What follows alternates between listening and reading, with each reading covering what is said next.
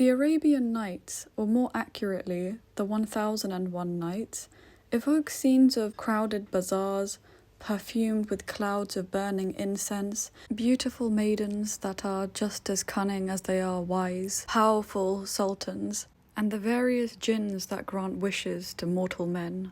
Tucked away in these visions is the strange story of a man who willingly takes a woman's place on a cross, simply for the taste of honey fritters. This story isn't just comedic, it draws inspiration from something ancient and universal, the human struggle with temptation and desire, a struggle warned about in myths, religions, and legends across the world, from the Garden of Eden and the temptation of the devil, to the Greek philosophers and the teachings of the Buddha. Today, we will step into the world of the Arabian Nights, meet the woman who embodies temptation itself, explore how different cultures understood self-discipline, and we'll decide for ourselves whether these honey fritters could be worth dying for. The stories in the Arabian Nights are set in the city of Baghdad, the capital of the Islamic Empire during its golden age from the 8th to the 13th centuries. At its height, the empire stretched all the way from Algeria in the west to Pakistan in the east, mixing together cultures, philosophies, stories, and food. The 1001 Nights are a collection of folk tales passed down through generations and across lands, most famously those of Aladdin, Sinbad the Sailor, and Ali Baba and the 40 Thieves. In the frame story, which is the story that encompasses stories, the Persian king Shahryar is betrayed by his queen through infidelity. He executes her and vows vengeance on all women. He marries a new wife every night and executes her the next morning. That is, until he marries Scheherazade, and she saves herself through telling a story each night and leaving it on a cliffhanger, night after night, for 1001 nights, until the king lets her live. Among these stories she tells is one of my favourites, the tale of Delilah the Crafty.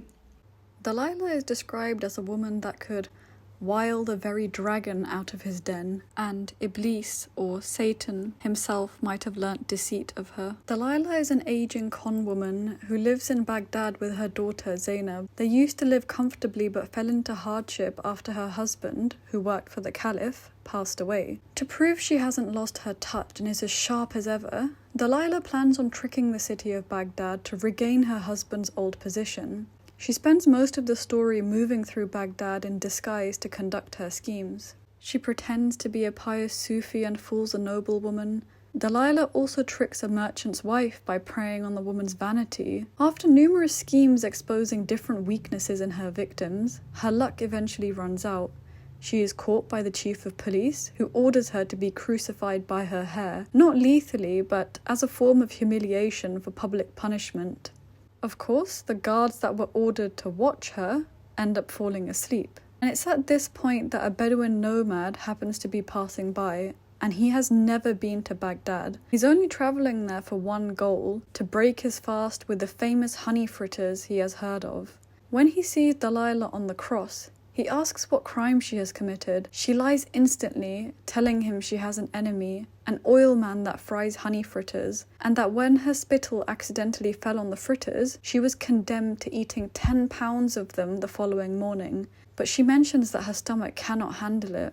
The Bedouin, fasting and exhausted from travel, says he will take her place on the cross to taste these 10 pounds of honey fritters in the morning. When the guards finally awake, finding the Bedouin in place of Delilah, furiously they ask where she went, and all the Bedouin could answer was, "By Allah, I have not eaten all night. Have you brought the honey fritters?" This scene isn't just comedic, it's extremely profound. It makes us wonder, why would the Bedouin give himself up so easily? The Bedouin nomad was someone that was fasting and abstaining from worldly desires for the sake of God. He would have been travelling his whole life and only surviving off of the bare necessities. Luxuries were not part of his world.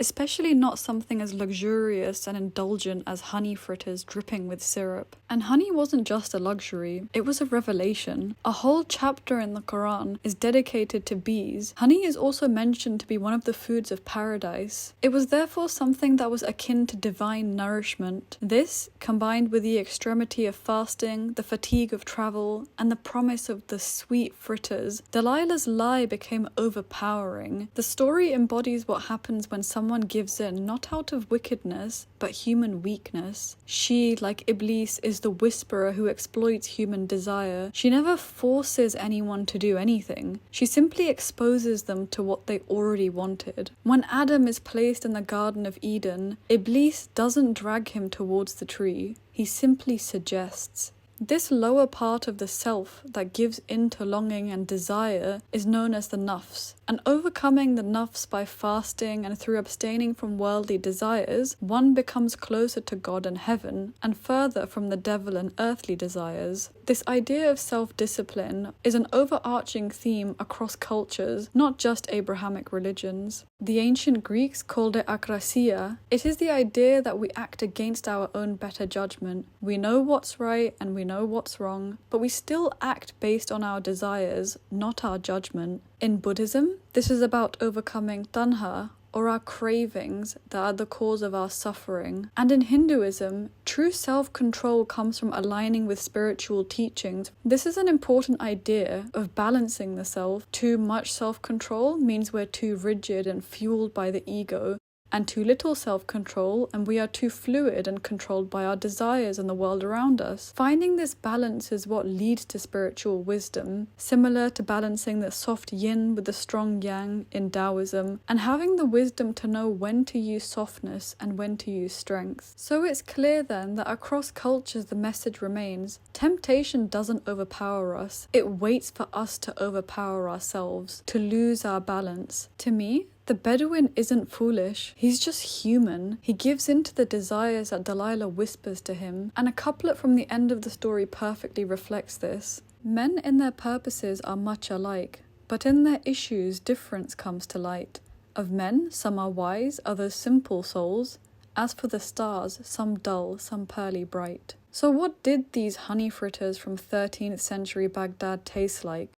The first mention of these honey fritters is in the 13th century Arabic cookbook Kitab al-Tabikh, written in 1226. They're referred to as luqam al-Qadi, or the judge's morsels. As we were talking earlier about the Islamic Golden Age, there was significant influence from ancient Greece due to the writings that were being translated into Arabic at the time. So it's no surprise that luqam al-Qadi bear a striking resemblance to the Greek lukumades. These are also honey fritters that were first mentioned in 776 BC and were given to Olympic victors. But we're going to stick to the Arabian recipe, since this is what would have been eaten when the book was compiled. The first thing I do is make a rosewater and honey syrup. I use 150 grams of water, about 80 grams of honey, and 1 tablespoon of rosewater.